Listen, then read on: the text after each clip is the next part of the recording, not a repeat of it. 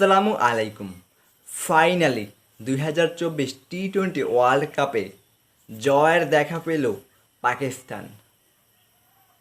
একেবারে প্রথম ম্যাচেই আমেরিকার বিপক্ষে পরাজয় দিয়ে ওয়ার্ল্ড কাপটা শুরু করেছিল পাকিস্তান এবং নিজেদের তৃতীয় ম্যাচে এসে জয়ের দেখাটা পেল তারা।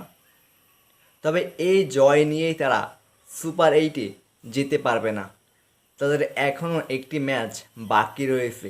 সেই ম্যাচেও যদি তারা জয় পায় তবুও তারা হয়তোবা সুপার এইটে যেতে পারবে না। তার কারণ হলো তাদের নেট রান রেট কম।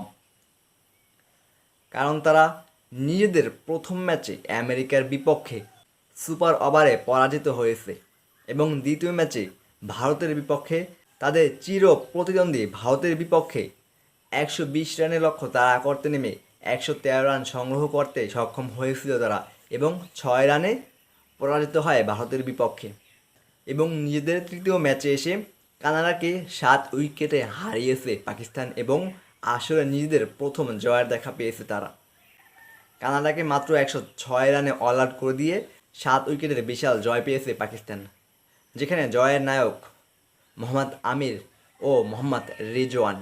বল হাতে দারুণ নৈপুণ্য দেখিয়েছে মোহাম্মদ আমির এবং ব্যাট হাতে দারুণ ধৈর্যশীল ব্যাটিং করে 53 বলে 53 রান করে দলকে জিতিয়ে মাঠ ছেড়েছেন মোহাম্মদ রিজওয়ান এবং পাকিস্তানকে উপহার দিয়েছে আসলে নিজেদের প্রথম জয় কানাডার বিপক্ষে 7 উইকেটের ব্যবধানে।